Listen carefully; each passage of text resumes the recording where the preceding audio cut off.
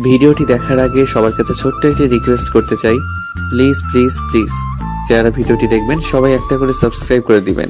আপনাদের ভালোবাসা পেলে এমন ভিডিও আরও উপহার দিব। ভিডিওগুলো বানাতে অনেক কষ্ট হয়, আমি জানি। ভিডিওটি অনেক মানুষই দেখবেন, প্লিজ একটা করে সাবস্ক্রাইব করে দিবেন। সবাইকে পুরো গল্পটি দেখার জন্য অনুরোধ রইল। যান্ত্রিক শহরের মানুষ যন্ত্রের মতোই ছুটে চলেছে প্রতিনিয়ত। প্রয়োজনে অপ্রয়োজনে ছুটে চলেছে সকলে, ভার্সিটি ক্যাম্পাসেও তাই। কিছু শিক্ষার্থী ছুটে চলেছে ক্লাস অ্যাটেন্ড করার জন্য, আর কেউ বা বাড়ি ফেরার তাড়ায়। পুরো ক্যাম্পাস জুড়ে ছড়িয়ে ছিটিয়ে আছে শিক্ষার্থীরা। ক্লাস টাইম শেষ করে অনেকেই গ্রুপ ধরে বসে রয়েছে মাঠের সবুজ ঘাসের ওপর। নিত্যদিনের মতো অনেকে গানও ধরেছে, তবে অন্য সকল দিনের মতন আজ আর সেসব মন করল না রাফিদের। ভাদ্র মাসের গরমে নাজেহাল অবস্থা সকলের। 3 বন্ধু বটগাছতলায় বসে আছে। বেশ কিছুক্ষণ যাবৎ ইফতি আর সাদিক খেয়াল করছে তাদের প্রিয় বন্ধুর মুখে আজ কোনো রা নেই। কারণ জানতে চেয়েও বেশি সুবিধা করতে পারছে না তারা।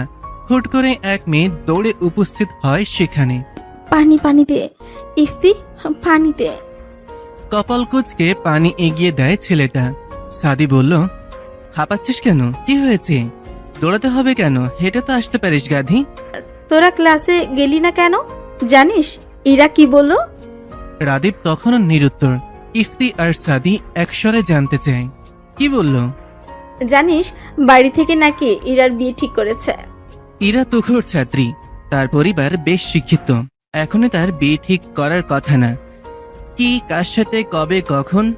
এ প্রশ্ন শুনে আঁকি মাথা চুলকায়। এই রে, সে তো আগে পিছে কিছু না শুনে এসে পড়েছে। মানে আমি তো বিয়ের কথা শুনি দৌড়ে এলাম তোদের জানাতে। কথা শোনা মাত্রই মাথায় গাঁটটা মারল ইফতি। শুধু শুধু কি তোকে গাধি বলি? সাদি বিরক্ত হয় ওদের কাণ্ডে, এগিয়ে যায় রাদিফের সামনে। কিরে, ইরার নাকি বিয়ে ঠিক হয়েছে? জানিস কিছু তুই? ছেলেটা তবুও চুপ। এবার খেপে গেল ইফতি। এই শালা, এই কার সুখে মন ব্রত পালন করছিস? কিরে, তোরা এত চেঁচামেচি করছিস কেন? ইতিমধ্যে ইরা এসে উপস্থিত হয় সেখানে। ইরাকে দেখে ইফতি এগিয়ে যায়। কি শুনছি তোর নাকি বিয়ে ঠিক হয়েছে? কার সাথে, কেমনে কি মামা?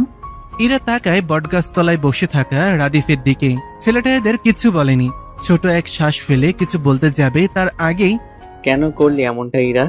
তুই তো আমার দিকটা বুঝতে পারতিস, নিজ থেকে না করে দিতে পারতিস। জানিসই তো বাবার সামনে আমার কথা খাটে না। আমি আমার পরিবারের বিরুদ্ধে কিছু করতে পারবো না। লেখাপড়ার কথা বলে এড়িয়ে যেতে চেয়েছি, তবে লাভের লাভ কিছুই হয়নি। এদের কথোপকথনে ইফতি, সাদি আর আখি যেন নীরব দর্শক, কিছু বুঝতে পারছে না এরা কি বলছে। ধৈর্যের সীমা পেরিয়ে ইফতি চেঁচিয়ে ওঠে। কি হচ্ছে এখানে, বলবি কিছু? তার থেকে জোরে চিৎকার করে ওঠে রাদীপ। আমার সাথে বিয়ে ঠিক হয়েছে ইরার। 3 জনের মাথায় যেন বাজ পড়ল। এই কেমন কথা? এর জন্য সকাল থেকে রাদীপ মুখে তালাবদ্ধ করে রেখেছে। কারো মুখে রানী। নাদিয়ার সাথে আমার 3 মাসের সম্পর্ক ইরা। মেয়েটাকে কি জবাব দেব আমি? এই সিরিয়াস মুহূর্তে নাদিয়ার কথা ওঠায় তেলে বেগুনে জ্বলে ওঠে সাদি। তুই ওই নাদিয়া পাদিয়ার সাথেই ইরার তুলনা করছিস? তোর প্রাণপ্রিয় সাদিয়া কতটা ধরে কতটা ছাড়া হিসাব আছে? রাদীপ রাগ করে কিছু বলতে যাবে, কিন্তু ইরা থামিয়ে দেয়। দেখ রাফিদ, তোর আর নাদিয়ার সম্পর্কের কথা চিন্তা করেই আমি না করতে চেয়েছিলাম, কিন্তু রফিকুল চাচু আর বাবা নাকি আমাদের ছোটবেলাতেই বিয়ে ঠিক করে রেখেছিল। এরপর তো আর কথা চলে না। রাদীপ কিছু বলে না। রাদীপের মুখাবয়ব দেখে ইরার মন আকাশে মেঘ জমে। রাদীপের বাবা আর ইরার বাবা বন্ধু, সেই কারণেই রাদীপ আর ইরা ছোটবেলার বন্ধু। ছোটবেলায় রাদীপ আর ইরার বিয়ে ঠিক করে রাখা হয়েছিল, তবে তারা দুজন জানতই না এই বিষয়ে। রাদীপ আর ইরা ছোটবেলা থেকে খুব ভালো বন্ধু, যাকে বলে বেস্ট ফ্রেন্ড। ইরার ভাবনার মাঝে ভেসে আসে রাদীপের কণ্ঠ। দেখ ইরা, তুই আমার বেস্ট ফ্রেন্ড। ছোটবেলা থেকেই আমরা বন্ধু। অন্য নজরে কখনো দেখিনি তোকে। নাদিয়াকে পছন্দ করতাম, এখন ওর সাথে সম্পর্ক। তুই কি সাজিয়াকে ভালোবাসিস? রাদীপকে কথা শেষ করতে না দিয়ে ইরা প্রশ্ন করে। ইরার এহেন প্রশ্নে রাদীপ চুপ করে যায়। নাদিয়া মেয়েটাকে ফার্স্ট দেখে ভালো লেগেছিল তার, পরে প্রেমের প্রস্তাব দিলে রাজি হয়ে যায় মেয়েটা। রাদীপ তো নিজের মধ্যে নাদিয়ার জন্য ভালোবাসা অনুভব করেনি কখনো। ইরা নিজের প্রশ্নের জবাব না পেয়ে বলতে থাকে, দেখ রাফিদ, নিজেকে সময় দে। তুই কি নাদিয়াকে সত্যিই ভালোবাসিস? যদি তাই হয়, আমি যে কোনো মূল্যে বিয়েটা ভেঙে দিব। বলেই আর দেরি না করে ব্যস্ত পায়ে হাঁটা ধরে। এখানে তার দম বন্ধ হয়ে আসছে। সাদি তাকিয়ে থাকে ইরার যাওয়ার পানি। আর কেউ জানুক আর না জানুক, সে তো জানে ইরা সে স্কুল জীবন থেকেই রাদীপকে পছন্দ করে। রাদীপ, বিয়েতে তোর আপত্তি থাকলে করিস না, তবে নাদিয়া মেয়েটা ভালো না। এতদিন ভেবেছি তুই টাইম পাস করছিস, এইভাবে কিছু জানাইনি। ইফতির কথায় রাদীপের কপালে চিন্তার ভাঁজ। কি প্রমাণ আছে তোর কাছে? একটু আগে নাদিয়াকে পুরাতন ভবনে যেতে দেখেছি, সেখানে তার কি কাজ থাকতে পারে? থাকতেই পারে কোনো কাজ।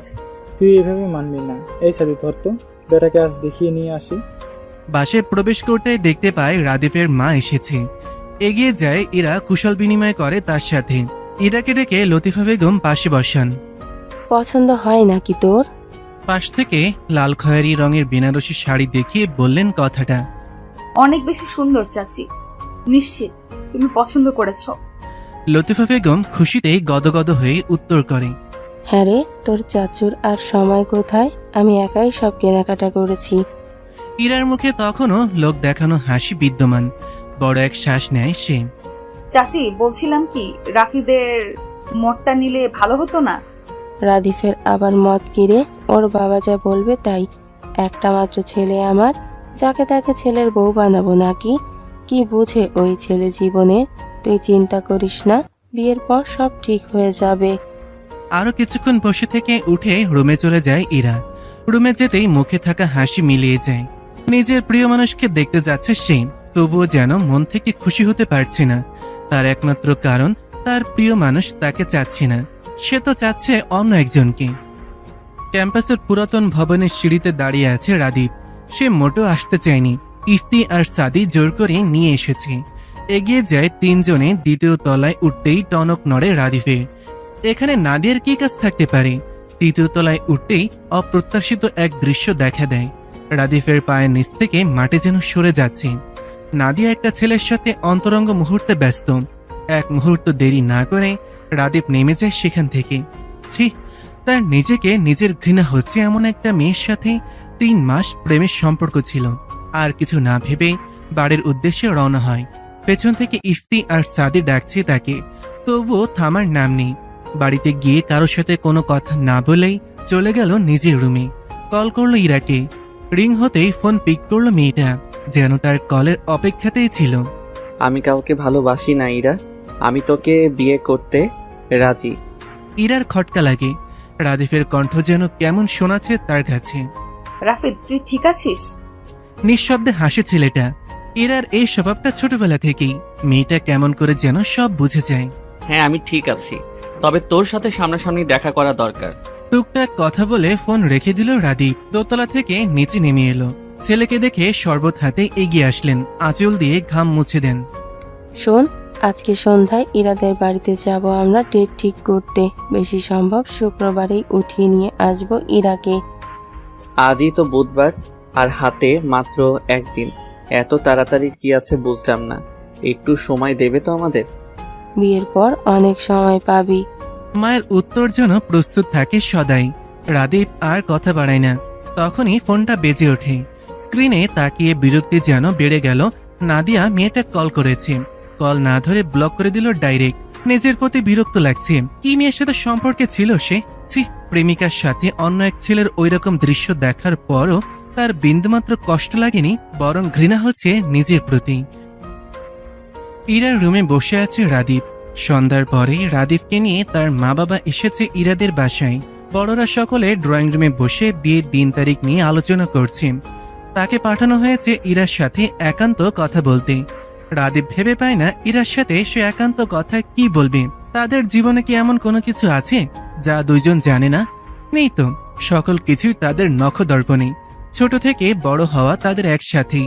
ভাবনার মাঝেই ইরা রুমে উপস্থিত হয়। চায়ের কাপ এগিয়ে দিতে দিতে বলে, নে তোর চা। উফ, এত গরম পড়েছে আজ। আজ বাদে কাল বউ হবি আমার, তুই তুকারি করছিস কেন? রাদীপের কথায় খানিকটা লজ্জা পেল ইরা। তবে ছেলেটাকে বুঝতে দেওয়া যাবে না। মেয়েকে রাগ দেখাতে ভেঙচি কাটল। তাই বলে কি তোকে এখন ও গো কি গো হ্যাগো বলতে হবে? পারবো না আমি। রাদীপ কপাল কুঁচকে ফেলে। এই মেয়ে তো তাকে 2 পয়সার সম্মান দেবে না, আর কখনো না দিয়েছে। অথচ ছেলেটা জানেই না মেয়েটা তার জন্য আদর্শ বউ হওয়ার প্রশিক্ষণ নিচ্ছে। কিছুক্ষণ চুপ থেকে রাদীপ মুখ খুলে, দেখ ইরা, তুই আমার বেস্ট ফ্রেন্ড হিসেবে অদ্বিতীয়া, তবে এক ছাদের নিচে আমাদের জীবন কেমন হবে আমরা জানি না। তাই আমার কিছু সময় লাগবে নিজেকে গুছিয়ে নিতে। আশা করি তুই আমার দিকটা বুঝবি। রাদীপের ইঙ্গিত বুঝতে সময় লাগে না ইরার, তবে অনুভূতি বোঝা মুশকিল। অনুভূতি প্রকাশে বরাবরই ব্যর্থ মেয়েটা নিজেকে সামলে বলে, আমি যেন মরেই যাচ্ছি বউয়ের অধিকার পাওয়ার জন্য। রাদীপ কিছু বলতে যাবে তার আগেই তাদের ডাক চলে আসেন। চলে যায় ড্রয়িং রুমের উদ্দেশ্যে। ইরার বিয়ে হয়ে যাচ্ছে। আচ্ছা, আমার বাবা মা কি আমাকে চোখে দেখে না বিয়ে দেওয়ার জন্য? আখির কথায় ভুরু কুঁচকে প্রশ্ন করে ইফতি। তোকে কে বিয়ে করবে গাধি? অবশ্যই করবে। আমি কি কম সুন্দরী নাকি? বলেই ভাব নেয় মেয়েটা। এত বিয়ে বিয়ে করছিস কেন বলতো? লেখাপড়া খুব প্যারা দিচ্ছে আজকাল। এর থেকে বিয়ে করা ঢের ভালো দোস্ত।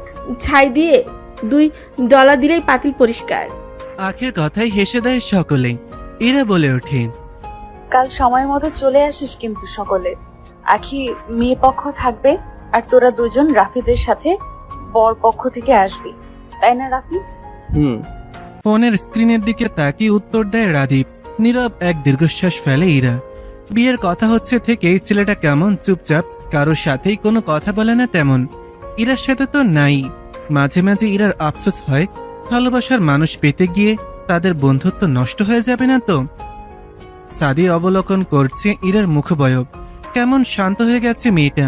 ইরা তো নিজের ভালোবাসা পেতে যাচ্ছে, তবু এমন মলিনতা কেন তার মুখ জুড়ে? সাদি এগিয়ে যায় ইরার দিকে। ইরা, আয় তো, আজ তোকে ভেলপুরি খাওয়াতে নিয়ে যাব। কেন কেন? ইরা একা কেন? আমিও খাবো। তোকে কাল খাওয়াবো। ইরা, আয় তো। কাউকে কিছু বলতে না দিয়ে ইরাকে এক প্রকার টেনে নিয়ে যায় সাদির সেখান থেকে। ভেলপুরি অর্ডার দিয়ে পাশে থাকা টুলে গিয়ে বসে দুজনে। এখনো ইরা মেয়েটা অন্যমনস্ক। হ্যাঁ বল। কি হয়েছে ঠিক করে বলতো।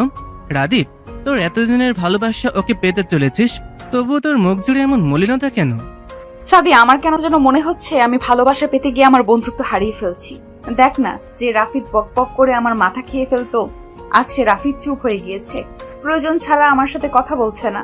আমার কষ্ট হচ্ছে সাদি, আমার ভীষণ কষ্ট হচ্ছে। দম বন্ধ লাগছে। আমি আর আগের মতো রাফিদকে ফিরে পেতে চাই। একদমই কথা বলে থামে মেয়েটা। চোখের কোণে পানের উপস্থিতি স্পষ্ট। দেখ ইরা, তুই রাদীপকে ভালোবাসিস, কিন্তু ও তো তেমন কিছু ভাবেনি কখনো, তাই হয়তো মেন্টালি ডিস্টার্ব হয়ে আছে। চিন্তা করিস না, সব ঠিক হয়ে যাবে। এবার ভেলপুরি খেয়ে বাড়ি যা তো, একটু নিজের যত্ন নিয়ে গিয়ে। কালকে তোর বিয়ে। ইরা জানে সাদি তাকে স্বাভাবিক করার জন্য কথাগুলো বলছে, তবুও স্বভাবস্বরূপ হাসলো খানিকটা। সাদি রিক্সা ঠিক করে দিল। ইরা রওনা হলো বাড়ির উদ্দেশ্যে। মন প্রাণ যাচ্ছে যেন সাদির কথা মতন সব ঠিক হয়ে যায়। এতগুলো বছর নিজের অনুভূতি লুকিয়ে রেখেছে শুধুমাত্র তাদের বন্ধুত্বে যাতে কোনো ফাটল সৃষ্টি না হয়। রাদীপকে নিজের করে পাওয়ার থেকে যে বন্ধুত্বটা টিকিয়ে রাখা বেশি গুরুত্বপূর্ণ ইরার কাছে। ভাদ্র মাসে তপ্ত রোদ আজ যেন ফিকে পড়েছে। সকাল থেকে আকাশ জুড়ে মেঘের বিচরণ। ঝিরিঝিরি বৃষ্টি হচ্ছে বেশ কিছুক্ষণ হলো। লাল খয়েরি বেনারসি পরে বউ সেজে বসে আছে ইরা। মুখে হালকা প্রসাদনের ছোঁয়া। মুখ দেখে তার অনুভূতি বোঝার উপায় নেই, নিত্যদিনের মতোই। জুমার নামাজ পড়েই রাদীপের বাড়ি থেকে বরযাত্রী আসবো ইরাদের বাড়ি। ইরা জানে না রাদীপের মনোভাব। ওই দিনের পর আর তেমন কথা হয়নি দুজনের। সে আপাতত একা বসে রয়েছে তার রুমে। ইরার বোন ইলা আর আখি মিলে গেট ধরবে সেই প্রস্তুতি নিচ্ছে। ইরার ভাবনার মাঝেই হন্তদন্ত হয়ে ঘরে প্রবেশ করে ইলা। আপু, রাদীপ ভাইয়াকে শুভ্ররাঙা পাঞ্জাবিতে যা লাগছে না, তুই দেখলে টাসকে খেয়ে যাবি। ইলার কথায় আনমনেই হাসে ইরা। ছেলেটাকে আজ বুঝি বেশি সুন্দর লাগছে। দেখতে চাচ্ছে মেয়েটা, তবে এখন কি আর সেই সুযোগ আছে? সকাল থেকে ইরা মেয়েটা না খাওয়া। তার নাকি খাবারের গন্ধে পেট ভরে আসছে। এই তো কিছুক্ষণ আগে কাজে এসে বিয়ে পড়িয়ে গেল। ইরা বসে আছে, কিন্তু তার ভাবনা সে রাদীপ নামক পুরুষটাতেই শুরু আর তার মাঝেই শেষ। তার ভাবনার মাঝে রাদীপকে তার রুমে নিয়ে আসা হলো। ইরা কল্পনা করতে লাগলো, ইস, ছেলেটাকে এত মারাত্মক লাগছে কেন? নাকি শুধু তার চোখেই ছেলেটা অতিমাত্রায় সুদর্শন? বুঝতে পারে না ইরা। ইরা আর রাদীপকে পাশাপাশি বসানো হয়েছে। ইরা ফিসফিস করে জিজ্ঞেস করে। এই রাফিদ, দেখ তো আমাকে কেমন লাগছে। রাদীপ তাকায় ইরার দিকে। মেয়েটা কেমন হাসি হাসি মুখ করে রেখেছে। সৌন্দর্যের দিক থেকে মেয়েটা নিতান্তই সাদামাটা, তবু আজ ভিন্ন রকম সুন্দর লাগছে রাদীপের কাছে ইরাকে। এটা কি 3 কবুলের টান? হয়তো তাই। ঘর জুড়ে রজনীগন্ধা আর গোলাপ ফুলের গন্ধে মৌ মৌ করছে। বিছানার মাঝখানে ইরাকে বসিয়ে রেখে গেছে আখি। এখন তার কেমন অনুভূতি হওয়ার কথা বা কেমন অনুভূতি হচ্ছে কিছুই যেন ঠাওর করে উঠতে পারছে না মেয়েটা। আচ্ছা, রাদীপের অনুভূতি কেমন হবে তাকে এই রূপে দেখে? সে কি প্রেমিক পুরুষের মতন বুকে হাত দিয়ে পড়ে যাওয়ার অভিনয় করে হাসানোর চেষ্টা করবে আমাকে? নিজের ভাবনার মাঝেই হেসে ওঠে। আদৌ কি তা সম্ভব? ছেলেটা তো তার সাথে কথাই বলে না। সং সেজে বসে আছিস কেন? তোর কি বাসর করার শখ হয়েছে? চমকে দরজায় তাকায় ইরা। রাদীপ দাঁড়িয়ে নিজের ভাবনায় এতটাই মশগুল মেয়েটা যে রুমে কারো উপস্থিতিও টের পায়নি। সেজন্য ঠিকঠাক শুনতেও পায়নি ছেলেটা কি বলছে তাকে। কি বললি? শুনতে পাইনি। এই তুই আমার সাথে তুই তুকারি করছিস কেন? তুই না আমার বিয়ে করা বউ? ও তাই বুঝি? বিয়ে করা বউকে কেউ এত রাত অব্দি অপেক্ষা করায়? কিছুটা দমে গেল রাদীপ। হ্যাঁ তাই তো, রাত 1টা বাজতে চললো তো ঘুমিয়ে যেতে আমি কি মানা করেছি? এত কথা না বাড়িয়ে ওয়াশরুমে যা, নর্মাল কাপড় পরে আয়। ইরা বিনা বাক্যে নেমে যায় ফ্রেশ হতে। রাদীপের ফোনটা সেই কখন থেকে বেজে চলেছে। সেই দিন নাদিয়াকে ব্লক করার পর বিভিন্ন নাম্বার থেকে কন্ট্যাক্ট করার ট্রাই করে যাচ্ছে। রাদীপ ফোন বন্ধ করে রেখে দেয়। সবকিছু নিয়ে যেন সে মেন্টাল ট্রমার মধ্যে দিয়ে যাচ্ছে। পাশে থাকা ইরার ফোনটা বেজে ওঠে। তাদের ফ্রেন্ড গ্রুপ থেকে কল এসেছে। ফোনটা হাতে নিয়ে কলে জয়েন হয় সে। স্ক্রিনে ভেসে আসছে ইফতি আর আখির মুখ। কোন একটা বিষয় নিয়ে হু হু করে হাসছে তারা। রাদীপকে দেখে চুপ মেরে যায় আখি, তবে ইফতি দমে না। কিরে মাম্মা, খবর কি? বউ রেখে বউয়ের ফোনে কি করছিস? রাদীপ এবার আর রেগে যায় না। বউ ফ্রেশ হতে গিয়েছে, আপাতত বউয়ের ফোনই কাছে। রাদীপের স্বাভাবিক রূপ দেখে আকি হতভম্ব। 2 দিন আগেও মুখ প্যাঁচার মতো করে রেখেছিলি বিয়ে করবি না বলে, আজই বউ বউ করছিস, লজ্জা লাগে না? আরে এটা তো আমাদের ইরার ক্রেডিট, তাই না রে রাদীপ? আজ একটা বউ নেই বলে বউ বউ করতে পারছি না। ধুর শালারা, ফোন রাখ। বলেই কল কেটে দিল রাদীপ। এদের মুখের ভাষা অন্যদিকে চলে যাওয়ার আগেই কেটে পড়া ভালো। বেশ অনেকক্ষণ বাদেই ইরা বেরিয়ে এলো। রাদীপের হাতে তখনও ইরার ফোন। কে কল দিয়েছিল রাফিদ? রাদীপ এ প্রশ্নের উত্তর দেয় না, বরং পাল্টা প্রশ্ন করে। ইমন কে এরা? ইরা ভুরু কুচকায়। হঠাৎ এই প্রশ্ন? আরে ইমন তো আমার খালাতো ভাই হয়। তোর সাথে দেখা হয়েছে তো তোর মনে নেই? ওর সাথে তোর এত কি কথা? ইরার কুচকানো ভ্রু আরো সংকুচিত হয়। রাদীপ তো কখনো এমন ভাবে জিজ্ঞাসাবাদ করে না তাকে। এমনি আমরা সমবয়সী সেই হিসাবে। সমবয়সী বলেই কথা বলতে হবে? বালের লজিক দেখাও তুমি আমাকে। ইরা অবাকের উপর অবাক হচ্ছে। এ কোন রাদীপ? পরক্ষণে কিছু একটা ভাবে। মুচকি হাসি ধরা দেয় ইরার মুখে। Rafid, are you jealous? বালের জেলাস আমি? সর সামনে থেকে। ইরা হাসতে থাকে। সে বুঝেছে রাদীপ জেলাস হচ্ছে তার বিষয়ে। ইরাকে হাসতে দেখে রাদীপ ভুরু কুচকায়। বিছানার মাঝখানে কোলবালিশ রাখা। এই দেখ, এই পাশে তুই, এই পাশে আমি। একদম কাছে ঘেসবি না বলে দিলাম। আমার সময় প্রয়োজন। ছাতার মাথা আলাপ জুড়ে দিয়েছিস সেই থেকে। সময় প্রয়োজন, সময় প্রয়োজন, সব সময় এক কথা। আমি কি তোর ঘাড়ে চড়ে বসে রয়েছি স্ত্রীর অধিকারের জন্য? ফাউল একটা। হতবম্ব রাদীপ। সে রেগে যাওয়ার মতন কি বললে এখানে? তাকে কিছু বলার সুযোগ না দিয়ে নামাজে দাঁড়িয়ে যায় ইরা। আল্লাহর কাছে শুকরিয়া আদায় করবে সে এখন ভালোবাসার মানুষকে জীবনে এনে দেওয়ার জন্য। মাঝরাত, নিস্তব্ধে ঘেরা রাস্তাপাট। সোডিয়াম হলদেটে আলো ছাড়া আর কোনো আলোর দেখা নেই। সেই নিস্তব্ধ রাস্তার মাঝে বসে সাদি সিগারেট ফুঁকছে। সিগারেটের ধোঁয়ার মধ্য দিয়ে বুকের ব্যথা উড়িয়ে দেওয়ার ব্যর্থ প্রচেষ্টা চালিয়ে যাচ্ছে। সিগারেট নাকি মানুষের মনে দুঃখ কমাতে পারে? কই, তাহলে তার কমছে না কেন? সকলের সামনে কঠিন হয়ে চলা ছেলেটাও যে আজ ভাগ্যের নির্মমতার শিকার। কথায় বলে না, একজন তার মনের মানুষ পেয়ে গেলে তৃতীয় পক্ষ কষ্ট পাবি। সেই নিদারুণ কষ্ট অনুভব করছে ছেলেটা। সেই কলেজ জীবন থেকে ইরাকে পছন্দ করে ছেলেটা, কিন্তু কখনো সাহস করে বলা হয়ে ওঠেনি।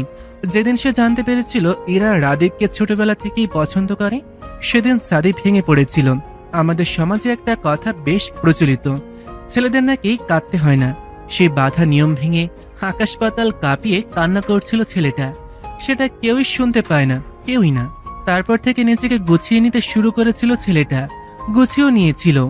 তবে আজ তার খুব কষ্ট হচ্ছে, খুব। ভালোবাসায় এত দহন কেন ইরাবতী? আমি যে এই দহনে জ্বলে পড়ে ছারখার হয়ে যাচ্ছি। নিস্তব্ধ জনমানবহীন রাস্তায় ছাদের আত্মচিৎকার শোনার মতন কেউই নেই। মন মস্তিষ্ক যেন যুদ্ধে নেমেছে, বারবার তাকে মনে করিয়ে দিচ্ছে তার ইরাবতী এখন অন্য কারো, তোর আর অধিকার নেই তাকে চাওয়ার। চিৎকার করতে থাকে ছেলেটা, তোমাকে আর চাইবো না ইরাবতী, আর চাইবো না। কিছুক্ষণ পর নিজেকে ধাতস্থ করে ছেলেটা, মনে যাই থাকুক তাকে তো নিজেকে গুছিয়ে রাখতে হবে। তার মনের ক্ষরণ সে কাউকে জানাতে চায় না। বিড়বিড় করে ওঠে আনমনি, আমার না হও, অন্যের হও, তবুও তুমি সুখে রও। ভোরের আলো ফুটতেই রাদীপের ঘুম ভেঙে যায়। পাশ ফিরে ইরাকে দেখতে পেল। পিলে চমকে ওঠে ছেলেটার, ইরা এখানে কেন? তার মস্তিষ্ক সচল হয়ে ওঠে। কালকে তো তার আর ইরার বিয়ে হলো। আনমনে হাসে ছেলেটা, তার ছোটবেলার বেস্ট ফ্রেন্ড এখন তার বউ। ইরার মুখের দিকে তাকিয়ে আছে রাদীপ। মেয়েটাকে কেমন স্নিগ্ধ লাগছে। এক ধানে তাকিয়ে থাকে ছেলেটা। ইরা নড়ে চড়ে ওঠে, হুট করে চোখ মেলে তাকায়। রাদীপ তড়িঘড়ি করে অন্যদিকে তাকায়। কি করছিলি রাফিদ? মেয়েটা ঘুম জড়ানো কণ্ঠ শুনে শীতল স্রোত বয়ে যায় পুরো শরীর জুড়ে। আজ হুট করে মেয়েটাকে এত মায়াবী লাগছে কেন? নিজেকে প্রশ্ন করে কোনো উত্তর পায় না ছেলেটা। গলা পরিষ্কার করে নেয়। বউকে দেখছিলাম। ইরা হতভম্ব, এটা কি আদৌ রাদীপ? তার কেমন সন্দেহ হচ্ছে। হুট করে উঠে বসে। রাদীপের কপালে হাত রাখে ইরা। কই না তো, জ্বর তো আসেনি। ছাড় তো, আমার জ্বর আসতে যাবে কেন? আহারে, তোর নাদিয়ার কি হবে রে এবার? মেয়েকে দুঃখ প্রকাশ করে মেয়েটা। তেতে ওঠে রাদীপ। যাবি তুই এখান থেকে? আজ ইরা আর রাদীপ একসাথে ভার্সিটিতে এসেছে। ইরার মেজাজ বেশ ফুরফুরে আজ। দুজন একসাথেই এগিয়ে গেল বাকিদের উদ্দেশ্যে।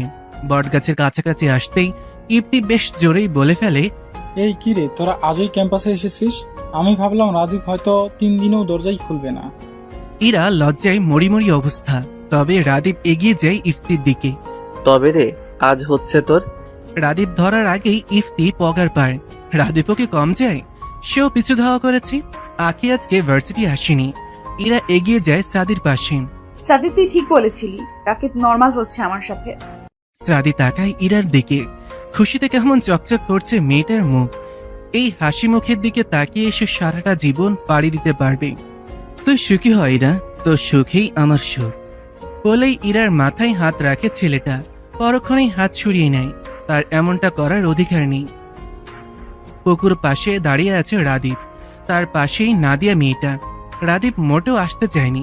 নাদিয়া এক প্রকার বাধ্য করে নিয়ে এসেছে তাকে।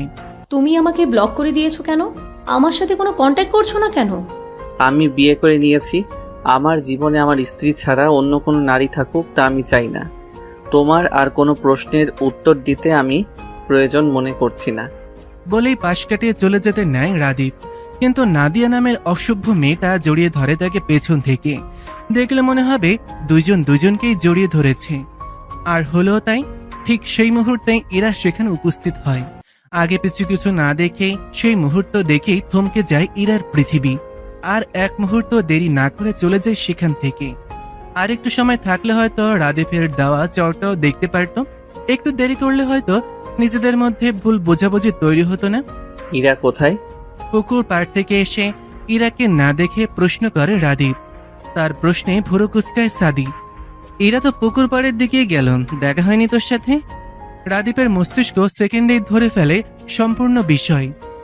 ইরা তাহলে কি সেখানে ছিল? ইরা কি তাকে ভুল বুঝলো? শিট। ব্যস্ত পায়ে নিজের রুমে প্রবেশ করে রাদীপ। ইরা নিচের ফ্লোরে বসে হাঁটুতে মুখ গুজে বসে আছে। কেঁপে কেঁপে উঠছে খানিক বাদে বাদে। স্পষ্ট বোঝা যাচ্ছে মেয়েটা কান্না করছে। রাদীপ এগিয়েছে। ইরা, এইরা আমাকে ভুল বুঝছিস তুই? রাদীপের কথায় মুখ তুলে তাকায় ইরা। ইরা সে বিধ্বস্ত মুখ দেখে রাদীপের বুক ধক করে উঠে যেন। ইরা, আমাকে ক্লিয়ার করার সুযোগ। তোকে আমি বিয়ের আগে জিজ্ঞাসা করেছিলাম তুই অন্য কাউকে ভালোবাসিস নাকি। জিজ্ঞাইনি, তুই কেন স্বীকার করলি না? আজ আমার ওই দৃশ্য কেন দেখতে হলো? বল, কেন দেখতে হলো? শেষের কথাগুলো চিৎকার করে বলতে থাকে ইরা। সে যেন এখন নিজের মধ্যে নেই। রাদীপকে কিছু বলতে না দিয়ে আবার বলা শুরু করে।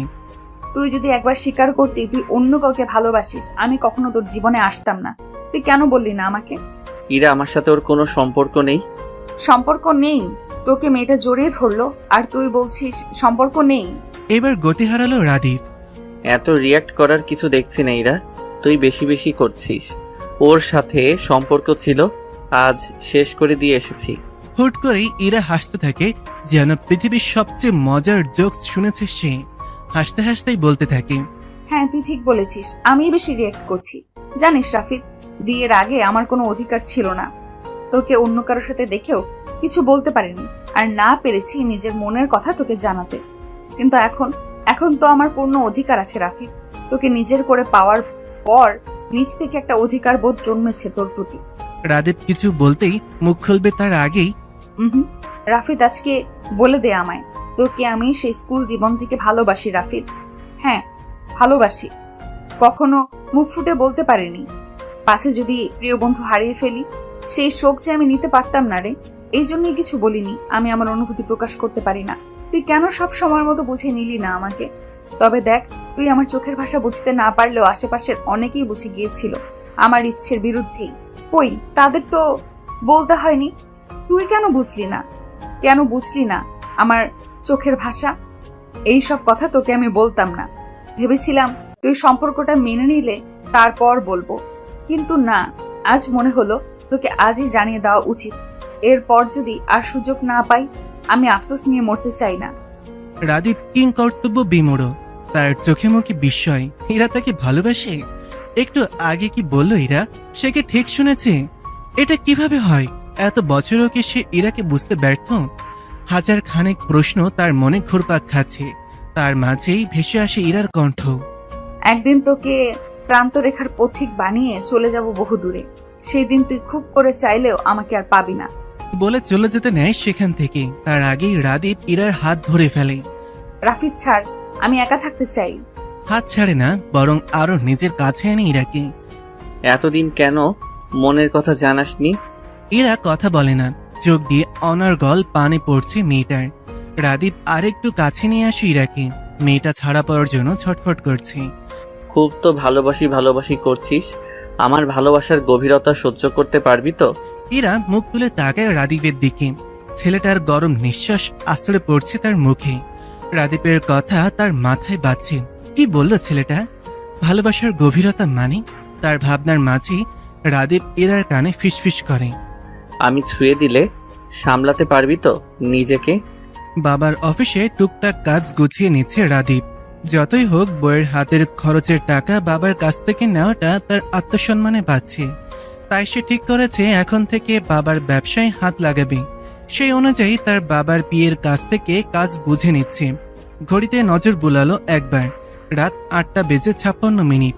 ঝটপট সব কাজ গুছিয়ে বাইক নিয়ে বেরিয়ে পড়লো বাড়ির উদ্দেশ্যে। বাড়িতে পৌঁছে সিঁড়ি দিয়ে উপরে উঠতে নিয়ে দেখা হয় তার মায়ের সাথে। এরা দুপুরে খায়নি, শতজোর করেও খাওয়াতে পারিনি। তপ্ত এক শ্বাস ফেলে রাদীপ। তুমি একটা প্লেটে খাবার বেড়ে রাখো, আমি আসছি। রুমে ঢুকে চোখে পড়ল ইরাকে। বইয়ে মুখ ডুবিয়ে বসে রয়েছে। রাদীপ এগিয়ে গিয়ে নিজের ফোনে একটা ভিডিও অন করে ইরার সামনে ধরে। নাদিয়া মেয়েটার সাথে রাদীপ যখন পুকুর পাড়ে কথা বলছিল সেই সময় সিসিটিভি ফুটেজ। এটা জোগাড় করতে ছেলেটা সারা বিকাল ক্যাম্পাসেই ছিল। ভিডিওতে রাদীপের চড়মারা সিনটা স্পষ্ট। ইরা রাদীপের দিকে তাকায়। মুখে বললে বিশ্বাস করবি না বলেই ভিডিও জোগাড় করে আনলাম। এবার বল, আমাকে ভুল বোঝার অপরাধে তোকে কি শাস্তি দেওয়া যায়? ইরা নিশ্চুপ। রাদীপকে ভুল বোঝা উচিত হয়নি। সে তো জানে রাদীপ কেমন ছেলে, তবুও। আমি সরি। বালের সরি তোর কাছেই রাখ, যা চোখ মুখে পানি দিয়ে আয়। ইরা সোফার ওপর আয়েশ করে বসে আছেন। রাদীপ খাবার নিয়ে এসেছে নিচ থেকে।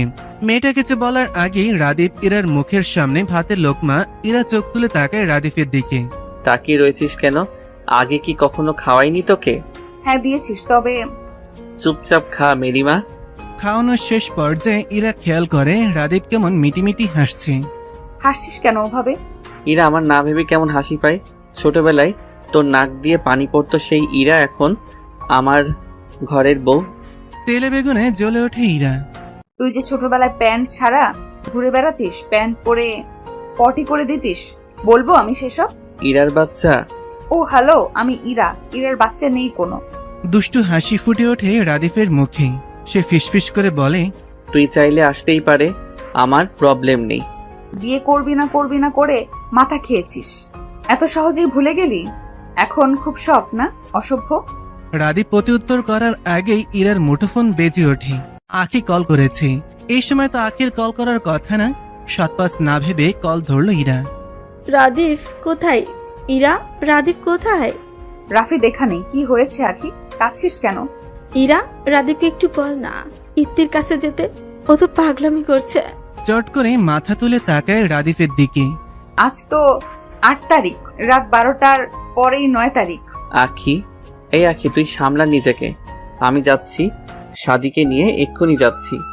শুনছেন নিস্তব্ধ রাস্তা। দূর কোথাও থেকে ভেসে আসছে কুকুরের হাঁক ডাক। সেই নিস্তব্ধতায় ঘেরা রাস্তা দিয়ে এগিয়ে যাচ্ছে ইফতি। তার হাতে এক গুচ্ছ লাল গোলাপ, আরেক হাতে একটা বিড়াল সম্পূর্ণ সাদা রঙের। আরো কিছুটা এগিয়ে গিয়ে ছেলেটার পা থেমে যায়। সে এসে গেছে তার গন্তব্যে, সামনে কবরস্থান। ইফতির পা যেন এগোতে চাচ্ছে না, তবুও জোর করে এগিয়ে যায় সে।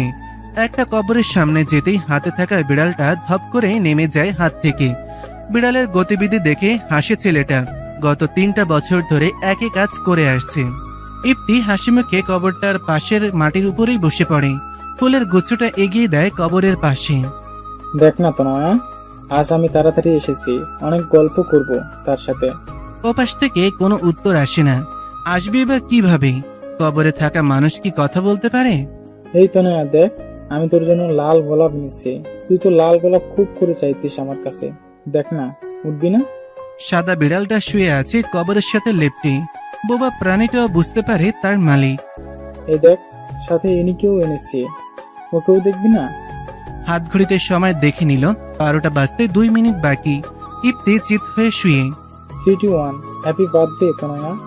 তুই সব সময় বলতিস না সবার আগে ইফতি ভাই আমাকে বার্থডে উইশ করবে? তোর কথা মতো আমি আজও সবার আগে তোকে উইশ করার জন্য এসেছি। দেখ, কবরের মাটিতে হাজারো চুমুতে ভরিয়ে দেয় ছেলেটা। চোখ দিয়ে গড়িয়ে পড়ছে উষ্ণ তরল। ছেলেটা হুট করে চিৎকার করে ওঠে। তনয়া, তনয়া রে, বড় বাবা আমায় বলেছিল তোর বয়স 18 হলেই আমার হাতে তুলে দিবি তোকে। এই দেখ, আজ তোর বয়স 18 হয়ে গেল। তুই ফিরে আয় তনয়া, তোকে তো আমি ঘরের বউ করব। আয় না, কেন চলে গেলি আমাকে ফাঁকি দিয়ে? আমার যে কষ্ট হয় তনয়া, তুই তো আমার কষ্ট সহ্য করতে পারতিস না, তবে আজ কেন আসছিস না? দেখ না তনয়া, আমি কাঁদছি, কষ্ট হচ্ছে, আমার বুক ছিঁড়ে যাচ্ছে তনয়া। আয় না, তুই নেই, আমাকে কেউ ভাত বেড়ে খেতে দেয় না তনয়া। আমাকে একা করে কেন চলে গেলি? আমার মাথাটা হাতায় দে না। আসছিস না কেন? শুনতে পাচ্ছিস না তুই আমার কথা? ইফতির হ্যালুসিনেশন হচ্ছে। চোখের সামনে ভেসে উঠছে তনয়া। এই তো আমার তনয়া, তোকে আর রেখে যাব না, চল আমার সাথে। ইফতি মেয়েটার হাত ধরতেই হাওয়ায় মিলিয়ে যায় মেয়েটার অবয়ব। আরো বেশি পাগলামি করতে লাগে ইফতি। পাগলের মতন কবরের মাটি খুঁড়তে লাগে। ওই মুহূর্তে ওইখানে উপস্থিত হয় সাদি আর রাদীপ। ইফতি, কি করছিস কি? এরকম করলে তনয়া আরো কষ্ট পাবে। মাথা তুলে পেছনে তাকায় ইফতি। গিয়ে জড়িয়ে ধরে রাদীপ আর সাদিকে। দেখ না, একটু আগেই তনয়া এখানে ছিল, আমি হাত ধরতেই গায়েব হয়ে গেল। আসতে বল না ওকে, আজ যে ওর বয়স 18 হয়ে গিয়েছে, এখন ওকে আসতে বল, বড় বাবা আমার হাতে তুলে দিবে। বল না রাদীপ, এই সাদি তুই বল। দুইজনই বেশ বুঝতে পারে ইফতির আবারও হ্যালুসিনেশন হচ্ছে। এটা নতুন না, প্রায়ই হয়। ইফতি, অনেক রাত হয়েছে, চল। তোরা বুঝতে পারছিস না, আমার তনয়া আজ যাবে আমার সাথে, ও তো কথা দিয়েছিল। শত বুঝিও লাভের লাভ কিছুই হলো না। ইফতি পাশে বসে এক দৃষ্টিতে তাকিয়ে আছে। রাদীপ আর জোর করেনি। ইফতির সময়ের প্রয়োজন। বছরের 2টা দিন ইফতি নিজের মধ্যে থাকে না। এক তনয়ের জন্মদিন আর এক তনয়ের মৃত্যুবার্ষিকীতে। অনেক সময় বাদে রাদীপ এগিয়ে যায়, কাঁধে হাত রাখে। ইফতি, এবার যেতে হবে। ইফতি শোনে রাদীপের কথা, দুহাত দিয়ে জড়িয়ে ধরে কবরটাকে। মাটিতে চুমু এঁকে দেয়।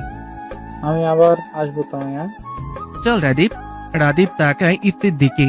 ছেলেটা নিজেকে স্বাভাবিক করতে চাচ্ছে দেখে আর কথা বাড়ায় না। শুনছেন নিশুতি রাতে 3 বন্ধু রওনা হয় তাদের বাড়ির উদ্দেশ্যে। হুট করে রাদীপ বাইক থামায়। সাদি বলে, কিরে, থামলি কেন? রাদীপের দেখা দেখি বাকি 2জনও নেমে যায়। কোথায় থেকে যেন আঁকি দৌড়ে এসে ইফতির গায়ে হামলে পড়ে। হঠাৎ এমনটা হওয়ায় কিছুটা পিছিয়ে যায় ইফতি, পরক্ষণে সামলে নেয় নিজেকে। কি হয়েছে গাড়ি, কাঁদছিস কেন? তুই আর কষ্ট পাস না ইফতি, আমাকে বল তোর তনয়া কেমন ছিল, আমি তেমনি হয়ে যাব, সত্যি বলছে। কথা বলতে বলতে নাক টানছে মেয়েটা। রাদীপ আর সাদি মুখ চাওয়াচুই করে। এই সময় এসব বলছে কেন মেয়েটা? ইফতি যদি রেগে যায়, কিন্তু তাদের ভুল প্রমাণ করে ইফতি হাসি মেয়েটার কথা শুনে। আঁকি একটু বেশি ভাবে তাকে নিয়ে। তোকে কারো মতো হতে হবে না আখি, তুই যেমন তেমনই থাক। আমার শূন্য জীবনে তোর মতো একটা গাঠি থাকলে মন্দ হয় না বিষয়টা। নতুন ভোরের সূচনা, নতুন দিনের সূচনা। অনেকের হয়তো নতুন করে বাঁচা, নতুন করে জীবন যুদ্ধে যাওয়ার সূচনা হয় একটা দিনের সূচনার সাথে। কাল রাতে রাদীপের বাড়ি ফিরতে ফিরতে অনেক রাত হওয়ায় ইরার সাথে তেমন কোনো কথা হয়ে ওঠেনি। আখের বিষয়েও কোনো কথা হয়নি তাদের। রাদীপ ঘুম থেকে উঠে বারান্দার গাছে পানি দিচ্ছে। এই গাছগুলো ইরা খুব শখ করে লাগিয়েছে। নে রাফিদ, তোর চা। রাদীপ তাকায় ইরার দিকে। শাড়ি পরেছে মেয়েটা, তবে সেই রূপে মুগ্ধ হওয়ার আগেই মেজাজ বিগড়ে গেল রাদীপের। ইরা হাত থেকে চায়ের কাপ রেখে দেয় অন্য পাশে, টেনে রুমে নিয়ে দেয়ালের সাথে আটকে ধরে ইরাকে। এই তোকে না বলেছি তুমি করে বলতে, তুমি বল এক্ষুনি তুমি করে বলবি। অন্যদিকে ফিরে ইরা। অনেক দিনের অভ্যাস, তুমি করে বলতে আমার লজ্জা লাগে। আহারে সোনা, লজ্জা লাগার কিছু বলিনি আমি, তুমি করে বলো এক্ষুনি ফার্স্ট ইরা। ইরা চোখ মুখ কুচকে। তো তুমি? রাদীপ হাসে। ইরা তাকিয়ে থাকে সেই হাসি মাখা মুখের পানে। আখির সাথে কথা হয়েছে তোর? হ্যাঁ, সকালে কল করেছিল, ইফতির কথা জিজ্ঞেস করেছিল। রাদীপ ইরাকে কালকের ঘটনা খুলে বলে। আচ্ছা তোরা মেয়েরা এমন কেন, আখি কেন প্রকাশ করছে না নিজের অনুভূতি? আসলে আখি আর 5টা মেয়ের মতো না, আমরা সবাই জানি ওর মধ্যে বাচ্চা মোটা রয়ে গিয়েছে, হয়তো ও নিজেই নিজের অনুভূতি বুঝতে অক্ষম। রাদীপ বুঝমানের মতন মাথা নাড়ে, হুট করে প্রশ্ন করে, আজ শাড়ি পরেছিস কেন? আজ নাকি তোর থুরি থুরি তোমার নানু বাড়ির লোক আসবে, তাই পড়তে বললো মা। রাদীপ কিছু বলল না। ইরা আর দেরি না করে নিচে নেমেছে। ইরার তড়িঘড়ি করে যাওয়া দেখে আনমনেই হাসে রাদীপ। ইফতির বড় চাচার মেয়ে তনয়া। ইফতির বাবা মারা যাবার পর থেকেই তারা বড় চাচার সাথে থাকত। বড় চাচার একমাত্র মেয়ে তনয়া তখন ইফতির ন্যাওটা, সব কাজেই তার ইফতি ভাইয়াকে লাগবেই। মাঝে মাঝে ইফতি বিরক্ত হতো, কিন্তু দিন যাওয়ার সাথে সাথে ইফতি কেমন যেন মেয়েটার মায়ায় জড়িয়ে পড়ে। তনয়া শৈশব থেকে কৈশোরে পদার্পণ করার পর যেন ইফতিকে নিয়ে তার পাগলামো বাড়তে থাকে। একদিন হুট করে বাবার কাছে গিয়ে বলেই ফেলল ইফতিকে এসে বিয়ে করবে। ইফতির চাচি ইফতিকে তেমন একটা পছন্দ করতো না, তবে তনয়ের বাবা ইফতির প্রতি মেয়ের আসক্তি দেখে তাদের বিয়ে পড়িয়ে রেখেছিল খুব গোপনে। কথা ছিল তনয়ের 18 বছর হলেই মেয়েকে ইফতির হাতে তুলে দেবেন, কিন্তু হয় ভাগ্যের নির্মম পরিহাস। বিয়ে হওয়ার ঠিক 1 সপ্তাহের মাথায় মেয়েটার নাক মুখ দিয়ে রক্তবমি করতে থাকে। মেয়ের অবস্থা দেখে বাবা আর ইফতি হসপিটালে নিয়ে যায়। সেখানে গিয়ে হয়তো ইফতি তার জীবনের সব থেকে বড় সত্যের সম্মুখীন হয়েছিল। তনয় মেয়েটার ব্লাড ক্যান্সারের লাস্ট টেস্ট চলছিল, অথচ প্রাণোচ্ছল মেয়েটা জানতো না মরণ ব্যাধি রোগ বাসা বেঁধেছে তার ভেতর। টানা 3 দিন হসপিটালে মৃত্যুর সাথে পাঞ্জে লড়ে পৃথিবীর মায়া ত্যাগ করে মেয়েটা। মৃত্যুর দ্বার প্রান্তে এসো মেয়েটা শক্ত করে ধরে রেখেছিল ইফতির হাত। তার শেষ কথা ছিল, ইফতি ভাই, আমি চাই আমার অবর্তমানে তোমাকে কেউ যত্ন করুক। আমি তোমার প্রথম স্ত্রী হিসেবে তোমাকে অনুমতি দিলাম বিয়ে করার, এটাই আমার শেষ ইচ্ছে। ইফতি সেদিন মেয়েটাকে কোনো উত্তর দিতে পারেনি। অবুঝ মেয়েটা যেন সেদিন বুদ্ধিমতী হয়ে গিয়েছিল। নিজের মৃত্যুর পরোয়া না করে সে ভেবেছিল ইফতির ভালো থাকা নিয়ে। ভালোবাসা এমনও হয়, তার ভালোবাসা হয়তো এমনই ছিল। কাল রাতে ইফতিকে আর বাড়ি ফিরতে দেয়নি, সাদি নিজের বাসায় নিয়ে এসেছিল। সাদি চা নিয়ে রুমে আসে। ইফতি ঘুম থেকে উঠেছে আরো কিছুক্ষণ আগে। 2 বন্ধু চা খাচ্ছে একসাথে বসে। সাদি ইফতিকে কিছু বলতে চাচ্ছে, তবে ছেলেটা যদি আবারও উত্তেজিত হয়ে পড়ে সেই ভেবে চুপ রয়েছে। 7-5 না চিন্তা করে বলেই ফেলল, দেখ ইফতি, অনেক বছর তো হলো, এবার নিজেকে নিয়ে কিছু ভাব, গুছিয়ে নে জীবনটা। আমি নিজেকে গুছিয়েই রেখেছি সাদি, তবে বছরের 2টো দিন আমি নিজের মধ্যে থাকি না, আর না কখন থাকতে পারবো। আখির দিকটা একটু ভেবে দেখলে হয় না? আখি কি চায় ও তো নিজেই জানে না, নিজের অনুভূতি সম্পর্কে এখনো অবগত নয়। ওর থেকে বেশি হয়তো আমি নিজেই জানি ওর অনুভূতি। তাহলে তুই নিজ থেকে কিছু করছিস না কেন? ইফতি পূর্ণ দৃষ্টিতে তাকায় সাদির দিকে। তুই পেরেছিস নিজের মনে অন্য কাউকে জায়গা দিতে? সাদি বিস্ময় নিয়ে ইফতির দিকে তাকায়। নিজের অনুভূতি প্রকাশ করবি না, তাই বলে কি তোদের কিছুই আমি বুঝতে পারি না? ইফতি, তুই ভুল বুঝছিস, তেমন কিছুই না আসলে। ইরাকে ভালোবাসিস না? অস্বীকার করতে পারবি? বাসতাম, তবে এখন আর বাসি না। আর আমি চাই না এই বিষয়ে আর কেউ জানুক। আচ্ছা, তা ঠিক আছে, কিন্তু নিজেকে নিয়ে ভাবা উচিত তোর। আমি এইভাবেই ঠিক আছি। ইরা এখন ভালো আছে, খুশি আছে, আর ওর খুশিতেই আমি খুশি। ইফতি আর কিছু বলে না। ভালোবাসা এমন এক সংক্রমণ যার সংস্পর্শে এলে কঠিন থেকে কঠিনতম মানুষও নরম হতে বাধ্য। ভালোবাসা মানুষকে যেমন বাঁচতে শেখায়, ঠিক তেমনি অনেকে মৃত্যুর দিকে ঠেলে দেয়। নিজের ভালোবাসার মানুষের সুখের কথা চিন্তা করে সাদির মতন হাজারো প্রেমিক পুরুষ নিজ ভালোবাসা বিসর্জন দিয়ে দেয় নির্দ্বিধায়।